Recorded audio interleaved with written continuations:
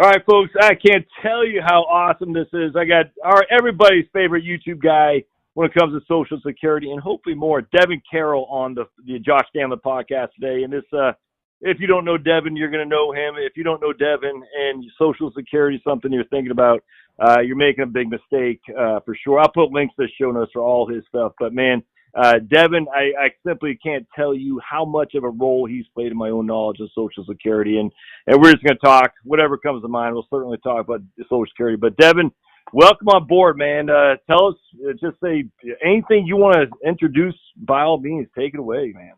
Well, thank you, Josh. You're embarrassing me.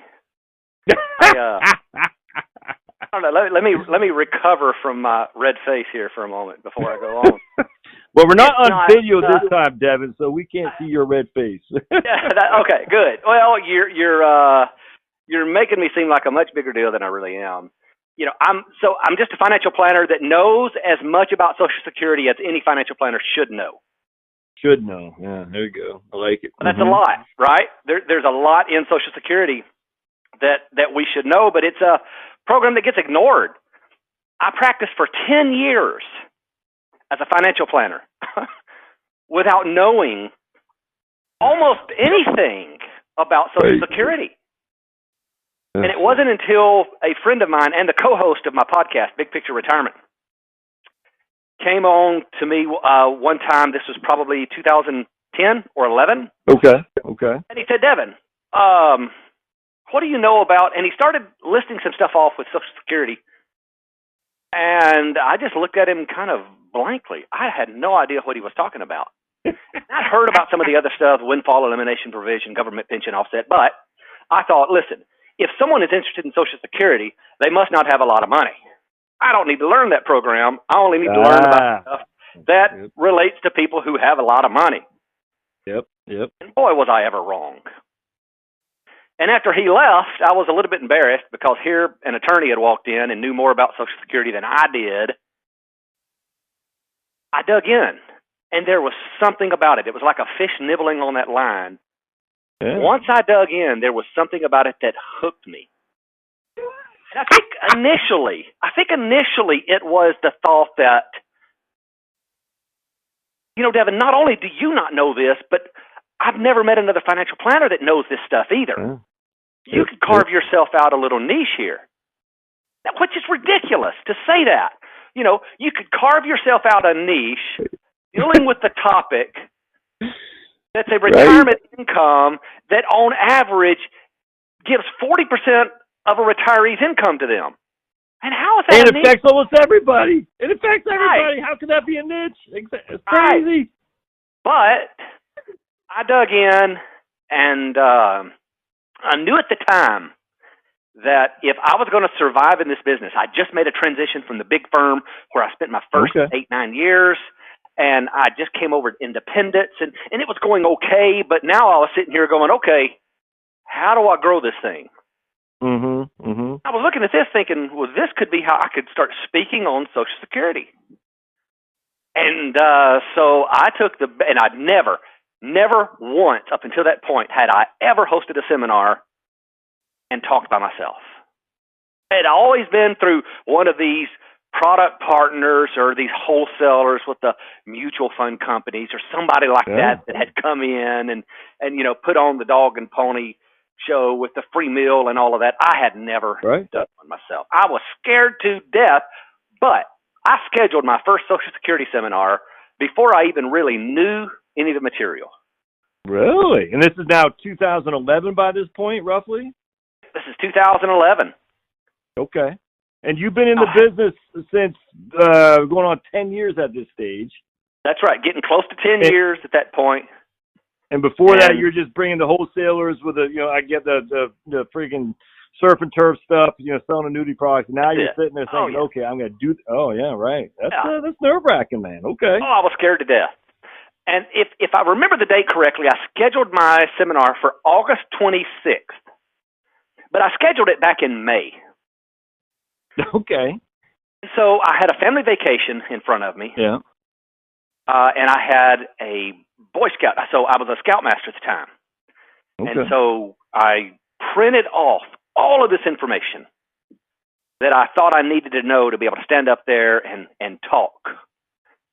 And I took it on both the family vacation and on the Boy Scout summer trip, where we were going for a week to Camp Orr on the beautiful Buffalo River in Jasper, Arkansas. If you've never been to the Buffalo River, it's a national river, absolutely beautiful, but I'm getting away from my topic here. So I was up there for the entire week studying about Social Security, and I had this thing scheduled. And I tell you what, I had my first seminar, August 26th, or thereabout. Right. I had around 30 people show up. No kidding. How'd you get the people? Did you send a mailer out or something like that, or what? Well, at the time, now this was going back a while, this was still newspaper, right? Yeah, okay. Put an ad in the newspaper, which is just crazy, just a few short years later to think about that. But put an ad in the newspaper. Yeah, right, okay. And then when I saw those people come, not only did I realize that what I thought was true, but I recognized there was a hunger for it. Yeah. They weren't getting the information they needed. There was no good source of information. So, they couldn't go to the Social Security Administration and get accurate advice. No, right. Couldn't go to their financial planner and get accurate advice. They were left to the internet.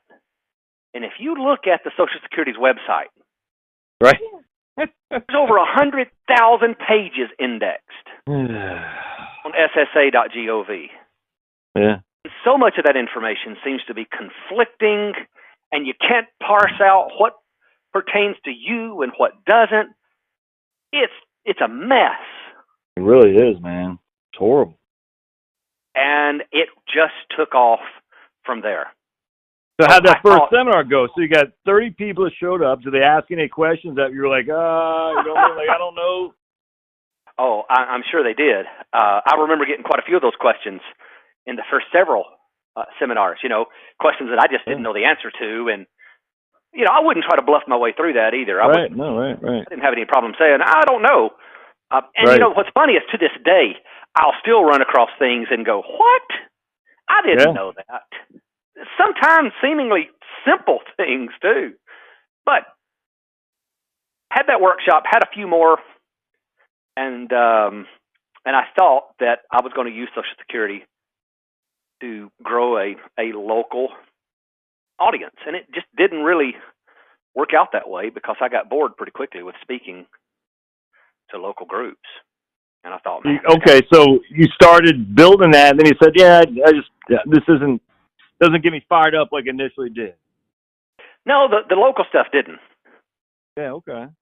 Because what I started enjoying was getting down into the nuance of the rules and figuring some of this stuff out. So I did start doing some workshops for teachers.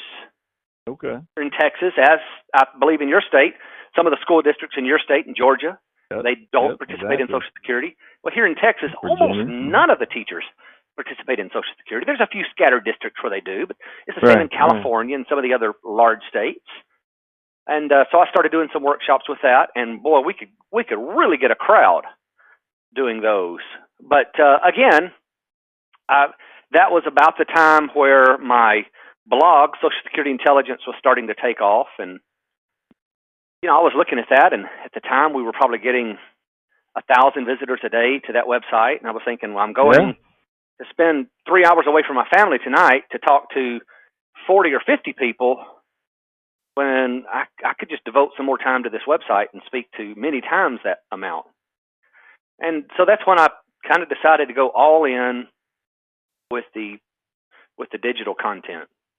Now, were you taking clients on at this time, or are you just saying I'm going all in digital and not taking clients, or what? Oh yeah, and we still do take clients. We're fairly restrictive, but yeah, we certainly were at the time as well. But and we weren't as restrictive then with who. But the problem is, which I honestly never foresaw being a problem, is that as we expanded our reach, we had more incoming requests than we thought we would. So we just kind of put our filter out there and left it at that. Now, incoming requests on just questions about Social Security, or for clients or prospects who want to become clients of yours? Well, it was mainly the questions, but there was also the folks to become clients as well. That happened pretty quickly, though. We started getting so many questions that I reinvented the wheel on how I could help people. I mean, I went all the way around it. At first, I thought, well, I'm going to do a free consultation and then charge for a plan. And then I went back to where I would do a 20-minute phone consultation for, I can't remember how much, $59 or something like that. It just didn't, all of this stuff that just didn't make any sense. Right. And even now, we have a version of that which isn't making a whole lot of sense, that we're looking at having to reinvent it as well, because every day we could have 10 to 20 requests come in, and it's just overwhelming. Now, not all of them want to pay. No, absolutely. Well, I know I looked at your website on the Q&A, and I was like, damn, how do you, like, this is probably a year and a half ago, Devin, and I said, how's this guy keeping up with this? Because there's so many incoming questions. And at some point, I think even said I can't answer I can't do it anymore. All the individual, I can't remember what it was, but he had stated something like, look, I can't. I don't have the time of day to do it. But I was like stunned how many questions you had answered on the website. I was like, how's this guy doing that? It's nuts. It was, and for free. It's crazy. I know. Well, and at the heart of it, I know that if I help enough people, I'm going to be fine. Right. I've been blessed. I have a good practice. We make enough money. Always want to make more, but we make enough, and so I'd love to be able to help people, but the problem is we have discovered there's no stopping point to doing it. And I guess it's, it's like the old story about picking up the jellyfish on the side of the beach and throwing them back in the water. But at the same time, we just finally had to draw a line in the sand and say, this is what's that story? Pick up a jellyfish? Oh, yeah. So it's the old story about, all these jellyfish that washed up on the beach, and father and son's walking down the beach, and the son starts picking up jellyfish and throwing them back in the water. Right. And the dad said, son, you're crazy. You can't save all these jellyfish. And he picked one up, and he said, but I can save this one. Do it back in the water. Right. It felt kind of the same way when I was helping some of these people with, I couldn't answer all the questions, but I could answer some of them. And it was just, I found it seemed like I had started to run a bit of a nonprofit. So we just had to draw some lines and put some barriers up. So when you said we, you got a partner with you? Oh, no, well, my office manager, which, by the way, is now my wife. No, not now my wife. It sounds like I'm married to my office manager. It's not the way it worked out. It went the other way. So I've been married to my wife for 23 years. All right. And she was a nurse. She was a nurse for years, worked in home health, did some case management, stuff like that, but had slowed down. And I had been through a couple of assistants that, and the last one worked out great. She was fantastic. Really liked her, but it just wasn't the best fit. She knew it. I knew it. And we just kind of outgrew her. So she said, Devin, there's a job over here I'm going to take. And we were all good with that. So she left. When she left, I came to my wife and I said, hey, what would you think about coming to work for me? And so she did. And not only has she loved it, but she has excelled up there and has been instrumental in allowing me to do the things that I do now and to really grow our presence into what it is now. I have a sneaky suspicion the wife added a huge value added that would not have happened. Just nothing wrong with you, Devin, but if I know my own wife of 20 years as of August, and I can imagine a lot of similarities there, if you know what I'm saying. No, there's no question. Yeah, there's absolutely. No question. She's not only a partner in marriage, but business as well. And no, we wouldn't be anywhere close to what we are if she wouldn't have come in and taken some steps to get me organized. And my clients love her. That's what I was going to say. Who do you think they'd rather talk to? I think the obvious there, nothing. So, but let me back up some. All right, so you get out of college, presumably like 98, something like that, 97, something like that, and you start right away into the financial advisory industry, working for like a big wirehouse or something like that? Or no, that wasn't until 2002. Okay, gotcha. No, got out of college, went to a business where I was in inside sales initially, then outside sales. Okay. And from there, went to work for a little known firm called Edward Jones. Yeah, I think I've heard of them. Yeah, a little bit. They're a great firm. I got a great start there. Yeah. They're great at certain things for sure. And it was there where I studied for all of the exams. Well, most of the exams I studied for and passed there. And I spent about 8 years there. Okay. All right. Knocking on doors, the whole thing. Well, yeah. Not for all 8 years, I promise you that. Probably for the first 6 months. Yeah. Right. Which is no, tough. And, the funny thing is, they are still knocking on doors. Yeah, I agree. Which I don't. I just know how we are. If somebody knocks on a door in my neighborhood that people don't know, there's a neighborhood Facebook group. And, man, that thing will light up, and people will start saying, there's a guy walking around knocking on doors, and everyone will be on high alert. Yep. If any of that stuff would have existed when I was knocking on doors, that would have made it much more difficult, for sure. Well, not only that, but people don't even answer the door anymore. Oh, yeah, they just look at you and they go, nope, Yep. Yeah. And I got no qualm with that, Jones. I mean, they serve a purpose, and I get all that. I got no qualm, no negative on those guys at all. I just don't know how they do it this day and age, that's for sure. All right, so then he said, well, I'm going to go off on my own and start my own RIA or something like that? Or is that, you just said, yeah, I'm going to take this to the next level?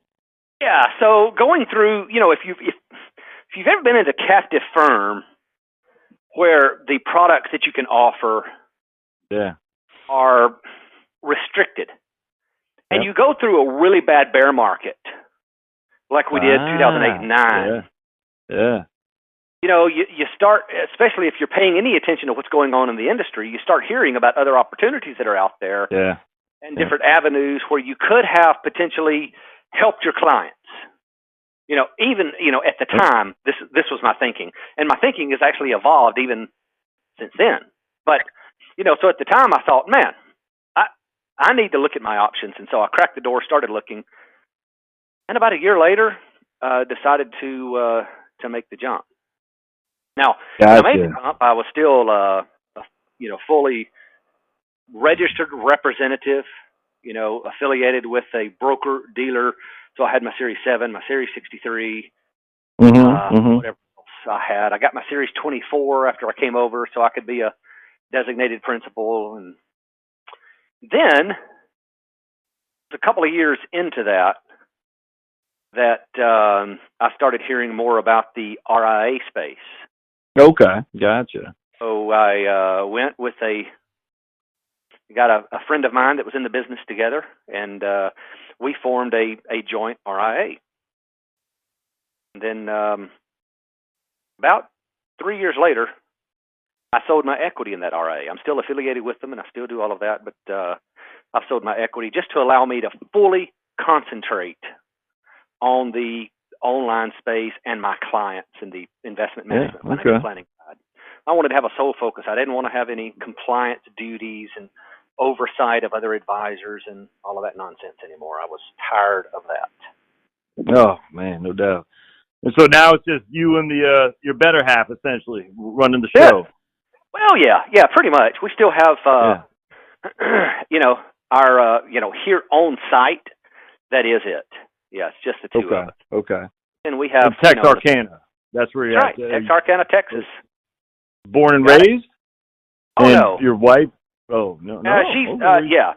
So she is from this area. My dad was in the gas pipeline business, and we moved all over the place. But we settled in Texarkana, and we moved away briefly, and then moved back here when I started with Edward Jones. We were away from family and wanted to be back close to family, so we moved back here to kind of be around them as I started my Edward Jones business. And then, just once you put down roots somewhere, you're kind of, I don't want to say stuck, because I like Texarkana, but I go to other places. You got kids? And I think, to move, man. Oh, yeah. You got, what, 2, 3 kids? How many kids you got? I have 3. I have 3. That's what I'm saying. So yeah. Tough to, we have Ethan that's 19. He's okay. he just finished his second year of college and has for now decided he wants to be a firefighter. Now I think some of that has to do with a young lady. Yeah. No. No. And a potential faster route to a job. But that's fine. You know, with the job market that we have today, you know, if he would have finished up his communications degree that he was doing, which he got his associate's degree, so he came out, so he certainly has something to put on a resume. But if he would have finished up communications and then looked for a job, you know, it's what I was telling him. He said, I'm not sure that you can make more in another job than you can make as a firefighter, so go for it. Not only that, you're going to have plenty of time for a side hustle. He's a fairly entrepreneurial guy himself, and so he'll have plenty of time to chase those side pursuits. And retire at 50 with full pension. He can do a third side hustle when he's 50 years old with his pension. You see what I'm saying? That's right. Yeah. Yeah, take care of me, maybe. And I have a 14-year-old daughter, Lauren, and have an 8-year-old daughter, Hannah. Okay. Yeah, so we've got 5 years in between them, and a full house for sure. Yeah, so I mean, once you have the kids, you don't just up and leave. I mean, we've done that a couple of times, but we haven't done it for 6 years. And once the kids start really, you know how it is. I mean, you don't just say, you know, I've always wanted to move to Austin or something like that. You just this whole once the kids are in school, I'm not gonna say you're stuck, but you know how it is, man. You're stuck until you know the young'uns are out of the house. If and I hate to say stuck, you might say that, I don't know, but that's the way it is for us. We're like, man, we settled in Atlanta 6 years ago, and my youngest is going into 6th grade next year. So for us, we're here for at least another 8 years, if not longer, because we like it. It's not, you know, it's not. Is it the best place ever? No. Is it the worst place ever? No. But it's absolutely could not be happier. Just laying down roots and getting to know people. Our thing is we're not close to family. That's the thing. We don't have any family around, so that is some of an issue. But all right, so then, simple. Look, you and I have had this conversation on YouTube before. So let me tell you what the simple fix for your problem is. Yeah. It's an airplane. Yeah,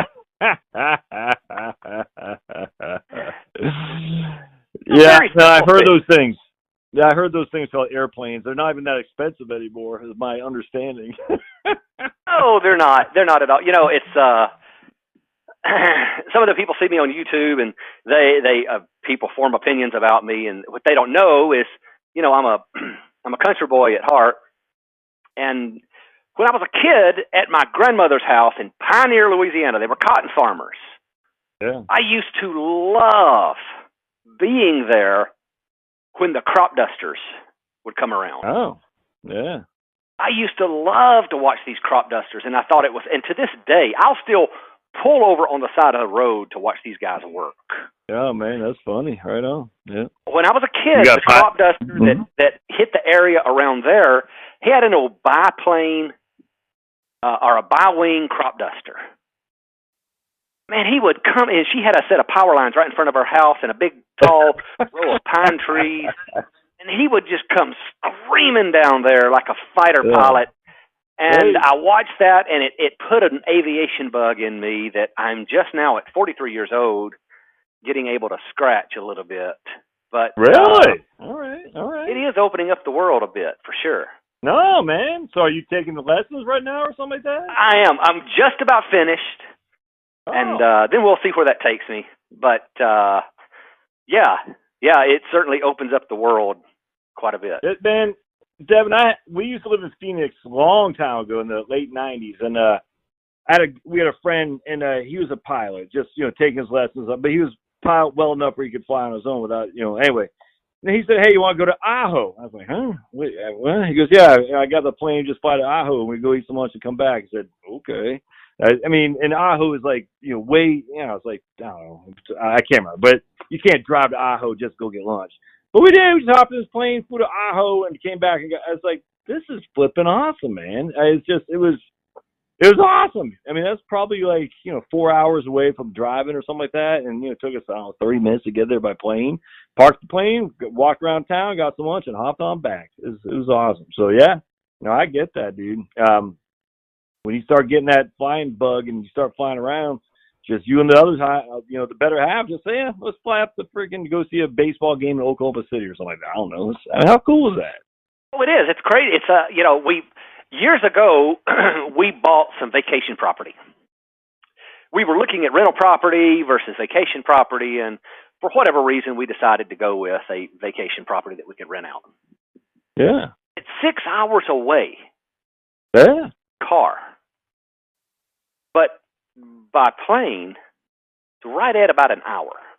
I mean, and that's on each side. So 6 hours away times 2. You see what I'm saying? So it's 2 hours of flying versus 12 hours of driving. Nope. So can't make there's no getting around that. All right, so then you start diving into Social Security. You're getting inundated with folks wanting to freestyle. I get all that. I get all that. And they said, I like the idea of being able to expand my horizon by offering website, for digital. But then at some point you said, let me try this YouTube thing. How'd that shake out? Well, actually, what a lot of people don't know, thankfully, is that it went the other way. It was flip-flop. Oh, really? I started YouTube first and then the blog. But let me tell you, Josh, it was so horrible that I've since deleted all those videos. Okay. I went to a conference, and there was a guy there. Actually, he is also a resident of Atlanta, Georgia. His name's Bill Winterberg. I know Bill. I mean, I've talked to him. I've never formally met him, but I'm familiar with Bill. Absolutely, good guy. And at the time, this was back to I don't know when, 2013, 14, maybe. Yeah. He was saying that video is, the way of the future. And man, I came home. And I don't know how much money I spent. I bought a big tripod, a camera, lights, and I got me a green screen, and I went to town recording. Suit, tie, the whole 9 yards. Hey, man, understood. And I don't know. My video was horrible. My audio was horrible. Everything was awful. And after about 3 or 4 videos, I said, forget this. I'm not recording videos so 4 people can watch it. Yeah, right, and, right. Walked away, and I started focusing on the blog, Social Security Intelligence. Well, one of those videos sat on there and started getting some views. And then I started getting some subscribers, and I didn't really look at it until the end of 2017. Well, kidding, really? So, and I pulled it up, and I was like, with those awful videos on here, right. I've got almost 400 subscribers. How did this happen? These are horrible. I wonder what would happen if I really tried. Right. So by that time, I may have been getting a little bit tired of just the straight blog anyway, and so I get out my old trusty cell phone. At the time, it was a Samsung Galaxy something. I can't remember what it was. And a lapel mic I could plug into it. Yeah, and I sat down and started recording. Again, the quality was awful. Now, some of these videos are still on my channel.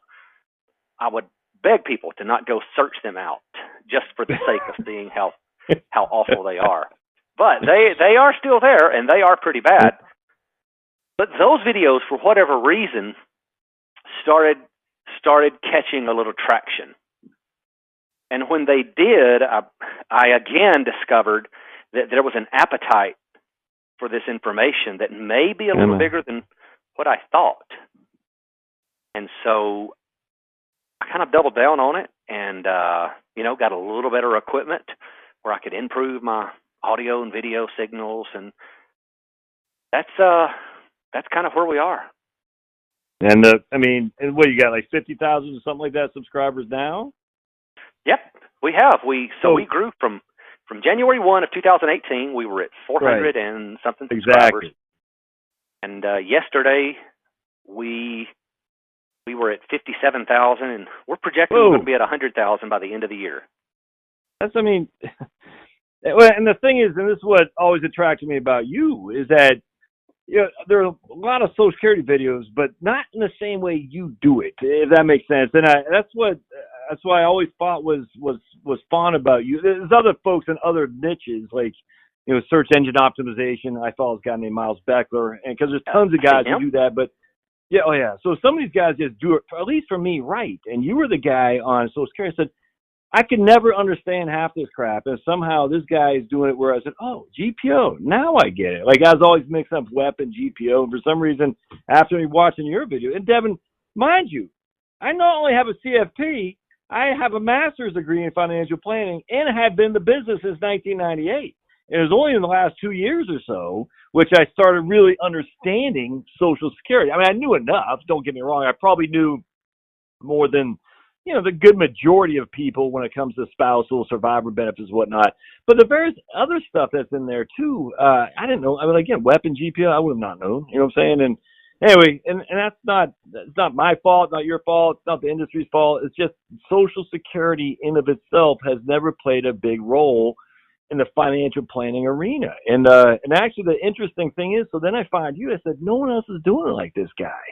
It's nuts. And I actually mimicked it. I said, well, hell, I like this. You know what I'm saying? I have my own way of doing it. You got your, and that's all good. But I said, I don't think people can get enough, because some people are going to learn differently from other people. If that makes sense. So I said, this guy's kicking butt and taking names. I love it. I just started mimicking. Thank you. Absolutely.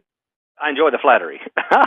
Well, I mean, the only people that seem to talk about Social Security or they just talk about the most basic stuff, or life insurance salesmen. And I said, but there's so much more. If you start looking at this in a different capacity, it can really change someone's retirement plan if they look at it differently than just the kind of cut and dried. And I tell you, man, it's been a big deal. I mean, you, this guy Miles, have been influenced not only on my knowledge, but my professional career as my own YouTuber. And I just can't appreciate it enough. I love it. And not just that, the idea that some dude in Texarkana, and Miles is in Sedona, Arizona, and here I am in North Georgia. It's amazing to me, the change, like you said, going back to newspaper ads to what is that now. I find it, I'm incredulous about how awesome the industry is changing and how quickly too, as a matter of fact. Well, let me tell you how awesome it is. When I first started, we talked about this back at the beginning of the call. When I first started with Edward Jones, I had to knock on doors. Right. And then once I finished that, I had to make phone calls in the office. Yeah. Their requirement of me was that I have 25 phone calls per day. Yeah. All right? And that doesn't sound like too much now. But maybe it was 25 conversations per day, and to get there, I would have to make 100 phone calls or something like that. It was some number. So if I look at those numbers, and frankly, those seemed difficult at the time to attain. Devin was in the trenches doing that. It seemed very hard. Exactly. Yeah. But now, when I look at how many people I talk to per day, and the way technology has changed this so much. If I went on the corner of Times Square, right, and I handed out business cards to every person that walked by, every person I could get one in the hands of, I don't think I could still reach as many people on the corner of Times Square as I'm reaching through technology today. No. It's somewhere around 20 to 25,000 people per day that's consuming something I've recorded or something I've written. And that's how fast, technology has just completely changed everything. It's insane. There's no way to duplicate that otherwise. So that leads to a question, though. So a couple of things. Why are not more, and look, the market, why are not more financial advisors doing it? And there's a lady named Liz Hand, I think she's on our Facebook page, and And I interviewed her last year, and I said, I wish you'd do more. And she goes, I just can't. Everything I do, I can't have comments on there, it's compliance and all that. I said, and she's a broker dealer, not an RIA, so I think that's why. But it's like, I don't think the industry is doing ourselves any favor by sheltering the clients from getting access to technology, the information that can be consumed via technology. It boggles my mind, actually, Devin, that we are not the good guys in the industry, in which I'll throw myself in and you in and others, the Liz Hands of the world, are being handcuffed by taking advantage of it and offering good ideas to people who need it. I don't get it. Any thoughts on that? It actually is a very, very pet peeve of mine. No, I think it is unfortunate that regulations in general tend to stymie growth because they move so far behind advances, so far behind innovations that you can't get the regulations rewritten fast enough to keep up with them. If you're with the broker dealer, anything that you put out like that has to be pre-approved. Yeah. And usually that process at most of these broker dealers is going to take somewhere around a week. Yep, exactly. And if we're waiting that long, now for some information that's going to be fine, but if you're having to wait that long for information to come out, it's usually just not valid anymore. Yeah, exactly. It gives the folks like you and I that are just registered investment advisors or representatives of those RIAs, it gives us a clear advantage in that as long as we're not making promissory language, we can get out there a little faster with this information. But man, I think it's that way with. I'm dealing with another government agency, now with the Federal Aviation Administration, and frankly, Josh, they're the same way as the Securities and Exchange Commission. They're way behind, still testing you on topics that are no longer relevant. Just about every other federal agency that I've come across has been the same way. Yeah, no, it's Social Security Administration too, right? Just on the fact that they, on the survivor benefits and what they're offering, just the whole thing is nuts. And which is scary though, Devin, because these are the regulatory agencies that are there to protect, and yet what they're doing is they're stymieing. And Mrs. Grandma, who is a new widow, she goes down to SSA, assuming she's going to be told the correct information. You just can't make those assumptions anymore, man. And I'm not saying anything negative on the SSA. I'm just saying it's a big bureaucracy, and you're dealing with folks who may or may not have any clue what they're talking about. It's no different than talking to the IRS. It's scary. Yeah. One of my clients who passed away a couple of years ago spent her entire career at the Social Security Administration as a claims representative. Oh. She told me that when she first started, they gave her thick binders of information, and she had to go to a special class. And unless they passed these tests, they could not even work there. So their employment would be terminated unless they passed these tests. She said if you contrast that to today, new employees come in, they're put in the break room in front of a DVD series. Right. That's their training today. It's just too complex of a program to be able to learn in just a real short period. And unfortunately, a lot of these technicians are just, they're not prepared to deal with real world circumstances. The problem with it is, though, is that they believe they are the authority and expert in many cases, and they will not say the words, "I'm not sure." That's the man. They'll give you an opinion, whether it's right or wrong. Hey, what's that next level? You talk about in your videos a lot. There's a name for not the first agent you talk to, but the person behind them who knows what the hell they're talking about. What's the title of that person called again? That's a technical expert. Technical expert. Okay, so anyone can get access to a technical expert if they're not convinced that the first person doesn't know what they're talking about? Is that, I mean, how does it work in terms of? Well, you can find out you could find out that they're, how many technical experts are there, what are their names, and then you can ask for them specifically. But yeah. And those people, Devin, in your experience, they know the real ins and outs of Social Security more. And it sounds like I'm bashing the front level people. I don't mean to be, but look, I've had enough experience to say, look, you can't just rely on what you're told from the front level person. But the technical experts, you're pretty comfortable that those people know pretty much what they're talking about.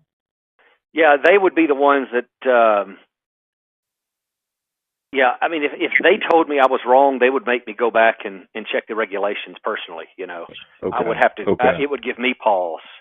Now, if the claims rep told me I was wrong, I wouldn't believe them. But most of the technical experts really know their stuff. Okay. I've had a couple of occasions where they didn't understand all of the nuance of a case, but most of them really do get it. Hey, Devin, let me ask you a question. So I get it, you get it. Everyone says I'm going to file for S62 because I want to make sure it's there, and I got to get my. People actually get angry. It's weird. It's odd that people get like really upset if you say, "Yeah, might want to wait till your full retirement age" or something like that. It's just weird, man. I don't get the hostility about the anti-government stuff. Like, oh, they're going to steal your money and all this. And I watch, obviously your videos, and I read the comments like, what is it? What? Look, I'm Republican. I get. I don't have any problem admitting that, but the idea that the government is going to take away Social Security, I just don't understand. And there's like some real not warranted hostility towards the program. I literally don't understand it. And it's, I mean, you don't have to say your politics or anything, but where does this come from? It's nuts, I think. You don't say I just Oh, don't no, get it. and I don't mind saying it at all. I absolutely lean more towards the conservative side. Right.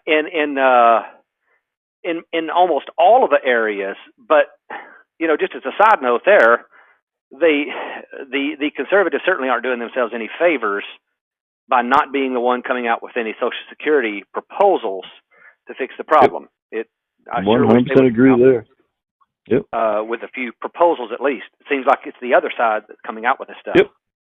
Always I think, is. There's some psychology behind a general distrust of the government, where it makes people feel a little bit more in control if there are some conspiracy theories and things like that they can latch onto and believe. And I think a lot of that is what we see when we are looking at the comments in my channel. There's some amusing comments, and at first, I'll have to be honest, it really hurt my feelings. I was like, man, but it took about 2 weeks. And I realized, hey, listen, if you're going to do this YouTube thing, right, you better toughen it up. And then I just realized, this is just the name of the game in YouTube. Yeah, cool. It really is. And now we will literally sit around in the evening sometimes, and I'll read some of the nasty comments. Not the stuff with any profanity and stuff in it. Right, some of the stuff where people are personally attacking me. Like the other day, a guy said that I need to exercise more than my mouth. And I thought, this is good. This is too good. And that was one of the ones that actually made it to my little family group that night. I said, y'all listen to this. And we always have a big laugh.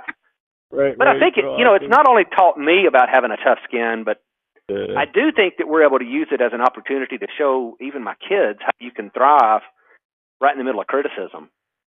That there's a lot of people on YouTube that will just profess to hate me. And let me tell you, there's a lot of comments that don't make it on my channel because they serve no point. God, it's crazy. I literally sit there and I say, I don't get it. I just, it's weird to me. But the thing about, I mean, look, people hate people for a sense of Don mankind is stupid, and I just delete those. But the issues when it comes to Social Security, it's like, I don't get it. No one has this level of hostility towards Medicare. No one has this level of hostility towards whatever the other banks, a little bit, man. But it's like Social Security is the one thing that it boggles the mind, man. I'm sitting there, look, if you want to take that 62, I don't give a crap, do it.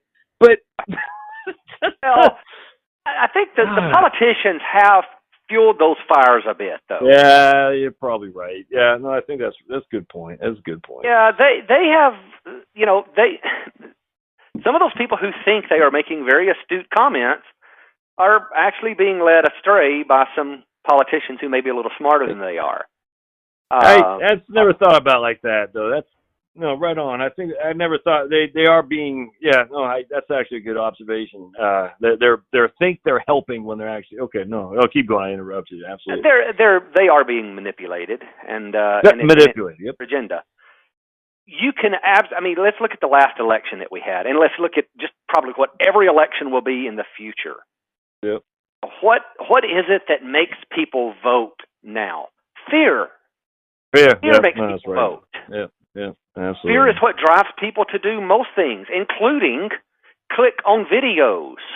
Yep. Fear is what drives everything now, and I don't know if we'll ever get away from that or not. I assume that at some point things will change, but for now, that's the one emotion that people know they can get a response with. Yeah. And we see politics on both sides in the last election. We saw fear being the main driver, and Social Security is an easy button to get some fear going, even when it doesn't make sense. Well, that's the old clickbait. I hate to say it, but if you want people to click on your video, you gotta challenge them emotionally. You know what I'm saying? Absolutely. You can't just have a video title said, "Oh, it's all good. Don't worry. No one's going to click on that." I mean, it's too bad. I mean, the old journalism 101. If it bleeds, it leads. I mean, that hasn't changed. It's not Trump or Hillary or whatever. It's always been like that. But the level of animosity. All right, so let me ask you a couple questions because I know I just look at my phone. I want to make sure I don't get cut off. All right, so you did a video that I thought was, in my opinion, was the best video on the Social Security solvency that's ever been in terms of the trustees report and analyzing 4.5, 5.5, 6.5, and all that stuff. And the thing that pisses me off, pardon my French, is all these people say Social Security is not going to be there, and I feel like I'm I don't know what I'm just yelling, screaming at clouds or whatever. It's going to be there. We don't know what it's going to be, but the idea, Devin, that there are so many people that are not planning on any Social Security, I can't. That drives me insane. So what do you say when people say, it's not even going to be there? Josh, frankly, it depends. It depends on a few factors. While I do think Social Security as a system is going to be here, right, I also have to wonder, is it going to be here for all of us? Now, I know there are those who took issue with the video I made called Social Security is not guaranteed. Here was the premise of that video. The premise is that there are Supreme Court cases where, in their opinions, they have said that, listen, we have no contractual obligation to pay you Social Security, which means that they can turn it on and off for different people. Now, who would they turn it off and on for? Well, I think that we could be moving into a time where, and again, I don't think this is going to affect any current retirees or anyone that's even getting close to retirement. There's no politician in their right mind who would touch that. But psychology will tell us that you can do something that has an effect more than 10 years away and people won't really mind. Because it's 10 years away or it's 15 years away. But we have to look at the solvency of the Social Security Trust Fund and understand that there's potentially going to be some gaps in between what's coming in and the benefits that need to go out. Yeah. And I think that all it's going to take is a Democratic president, Senate, and Congress, and maybe not even all three of those. Yeah. For us to introduce some means testing back to Social Security. I absolutely think that's coming down the pike. Sure. And if we get means testing back to Social Security, I do think that the system, I don't know where that number is, but I do think that at a certain income level, it cuts off. And here's why I think this could be one of the easiest, and I'm getting ready to do a video on this too, Oh, I think it could be one of the easiest fixes for Social Security. By the way, it's one I don't like at all. I think if we're paying in, as self-employed individuals, you and I, we're paying in 15.3% of our wages up to the first $132,900 in wages. I mean, it's a lot of money that we're paying in, and we're doing so in hopes of getting this future benefit. Yep. But right now, if you file before full retirement age, there is a limit on the amount of money that you can make. It's the earnings limit. The infrastructure is already in place for means testing. So for those who say means testing would be too expensive, it doesn't work, look at the Medicaid system, look at the other welfare programs, the cost for keeping up with means testing exceeds the benefit that you would gain from means testing. That's nonsense. They already have the infrastructure in place. It's there through the earnings limit. When the Social Security program was first began, there was an earnings limit of $0. You could not have any outside income and receive your Social Security benefit. Really? You could not make any money at all and receive a Social Security benefit back then? You couldn't. Not when it first came out. Now, that was quickly modified. So it was modified to certain groups, and then the self-employed individuals, and it all rolled out differently. And then the current earnings limit, as we know it, by about 1950, 1960, came into place. But I can promise you this. If you're 63 years old and you file for Social Security and you're still working, they will know about it very quickly and will stop your benefit. That's the means test. It's already implemented. I mean, already there. All they have to do is extend it beyond full retirement age. Now that's kind of frightening. I'm not going to lie to you there. All right, so I was thinking more towards the Jane and John, making $50,000 a year, whatever. You know what I'm saying? But then you start thinking of us self-employed and have to stroke that check for $7.65 twice, and then saying, "Hey there, buddy," you know what I'm saying? You're 63, 66, 68, whatever. You're still making self-employed. Whatever. I mean, they can do whatever they want. But they'll never do it right now either. So the guy who signs it in the Bernie or whoever it is, he'll never be around to face the consequence of his action. And there'll be enough squishy Republicans to go along in the Senate. Let's just use that for an example, because they'll throw some bone to them to make it seem like it's. I've been down this road so many times, but anyway. That's interesting.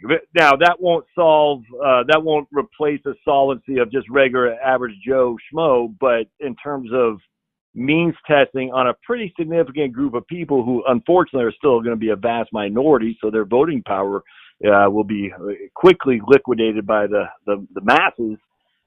Yeah, I could easily see that, Devin. Easily see that. That is a concern. Not a solution I like at all, but it is, and again, I don't know where that number is. Right now we know where the earnings limit number is. If you're below full retirement age, there's a couple of different ones, but I'm assuming that your earnings limit could be even slightly higher beyond full retirement. Right, 35,000. No, absolutely. They'll say, "Hey, Devin, you're making 35,000. We're going to take basically all of your Social Security until full retirement age. At that point, 70 or something like that." You see what I'm saying? So I could easily see that. And then, of course, when that doesn't work like they anticipated, they'll just keep going back to they'll just keep fixing it. So, quote unquote, I could easily see that. I'm surprised. So many people got upset by it. Well, not upset, but your thing on Social Security not being guaranteed, because inherently it's not guaranteed. The government can do whatever the hell they want to do. There's nothing guaranteed in this world. I mean, come on. Why would that be controversial? It goes back to the point of the the politicians screaming, and I've seen them, this is an earned benefit, or you have a right to these payments. You paid into this your entire. No, none of that actually exists. Right. Exactly. So if in the future they decided to turn this into a benefit for lower income retirees, they could, because we don't have a contractual right. Our taxes that we are paying in now do not purchase us a guarantee for the future. Nope. I mean, it's literally a Ponzi scheme in that regard. It is what it is, and we're paying for future benefits for sure. And to say that doesn't mean I'm anti-Social Security, but I mean, come on. You know what I'm saying? Well, you're right. You're right. By definition, it certainly is. Exactly. I mean, literally by definition, it is a Ponzi scheme. To say that doesn't mean you hate the program. It just means it is what it is. Right. There's not enough. There are people in prison right now who are doing the same thing that Social Security does. Right. Exactly. And yet we. All right, man. I'm up against my hour, so hey, tell people how they can get a. Now you're still taking clients and everything, correct? I mean, what? Give us a little thing on what you're looking for. If you look for anybody, I know you're. There's only so many Devins and Devin's wife who's running the office, but are you still open to taking clients? You're still managing money? Just tell us a little bit about what your business, so people want. I don't manage money, Devin. I literally have no desire to do that. So if people want to chat with you about that, how do they? Oh yeah, well, you can find out everything you need to know about me at devincarroll.com, and there's actually a contact page right there where you can for that and get in touch with me if you need to. But there's also links out to my books and my YouTube channel, my podcast, my blog. All of that's going to be right there. We gotta. I didn't even ask you about your book, and we're gonna run up. So we'll do this again in a few months. I do want to just dive into that book because, I did a video on that. I said everyone's got to get that book. I mean, literally, everyone needs your book on was it 9 Social Security Basics or something? I forgot. It's very simple. Yep, not meant to be a deep dive, but it does cover the stuff that people need to know. Absolutely. And if they're not getting that book, well, then they should watch your channel. I mean, it's just all the way. There's no excuse in this day and age for someone who's contemplating Social Security for being ignorant about the program. That doesn't mean they need to know Devin Carroll level of sophistication of it, but man, they need to know how it affects them, man. So, Devin, my pleasure, brother. I appreciate it. Thanks for inviting me to your Facebook page there. I'll finish this up and I'll send you a link. And man, I appreciate it. Just keep doing the good fight, would you, man? Excellent. Thanks, Josh. Hey, thanks, Devin. Have a good weekend, sir. Thank you, man. All right. Bye-bye. Bye-bye.